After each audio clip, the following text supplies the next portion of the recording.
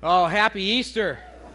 We have this notion that going to church, believing in Jesus, should be like winning the lotto, a fun day on vacation, finding out we've inherited lots of property and money, or landed a new job, or got a promotion. And when bad things happen, a death, a loss of a job, a broken relationship, an accident, we can have a faith crisis. A crisis of faith because things did not turn out the way that we had hoped or thought. We're left with more questions than answers.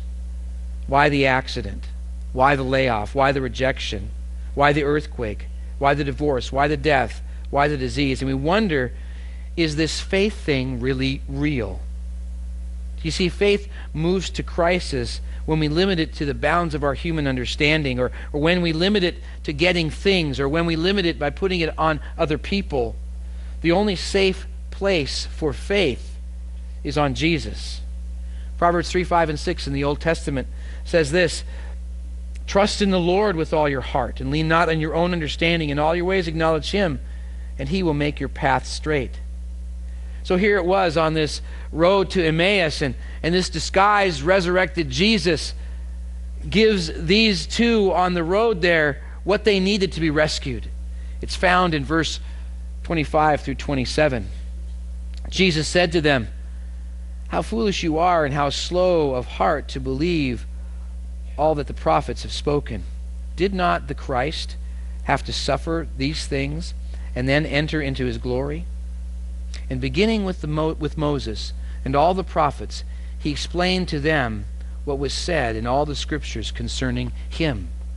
You see, He went back, Jesus disguised, they didn't know it was Him. He went back over the whole Bible, starting with Moses and the captivity in Egypt, and talked about how the Messiah, Jesus, was like the spotless lamb who was slaughtered so that the blood would be on the doorpost, so the angel of death would pass over them and they would be able to escape the bondage of Egypt. And not only that, as the prophets went on to talk that man is sinful and needs a Savior, and this Messiah, King, will be the one to set up His great kingdom and to save us from the peril of death. Jesus went over the prophecies and talked through how this Messiah would be born of a virgin, and how this Messiah, and that Jesus fit the bill, was born in Bethlehem of the line of David, the tribe of Judah. And how this Messiah would perform special miracles. He would give sight to the blind and cause the lame to walk and even raise the dead. And Jesus, the disguised Jesus, reminded them that Jesus of Nazareth was that same one. He also went through scriptures like Psalm 16 and Psalm 22 and Isaiah 53 that the Messiah, the Christ, would have to die to pay the penalty for man's sins. By His wounds we are healed. He also talked how God offered a life with purpose and meaning, and even while surviving through the rough and caustic climate of the day. And He talked of the hope of heaven. You see, we're rescued from the delusionment of life and that faith crisis when we put our faith in the resurrected Jesus, the one the whole Bible speaks of. It's faith, and Dr. Charles Stanley identifies a few levels of faith.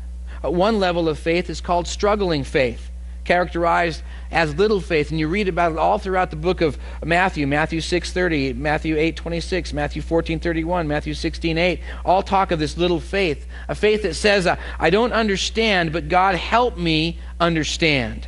It's like the father in Mark chapter 9, that story, verse 14 to 32, where this man desperately wants his son to be healed. And he talks to the disciples couldn't handle it, and Jesus says, if you believe.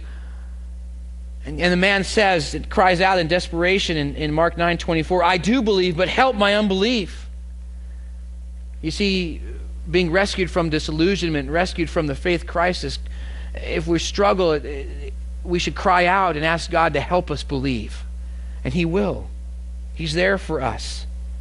Regardless of our faith, whether it's little or not, if we cry out to Him, He will be there for us. Another level of reaching faith is characterized by great faith. It's faith that if I get close enough to Jesus, my faith will be strong. It's like the woman who was suffering from a medical condition, in Matthew chapter 9, verses 18 to 22. And she said in verse 21, "If I only touch his cloak, the hem of his garment, I will be healed." That if she could draw close enough to Jesus, her faith would be increased and she would save from not only her condition, but also from the crisis of faith that she might have been having in her life. And the same goes for us, to draw close to Jesus.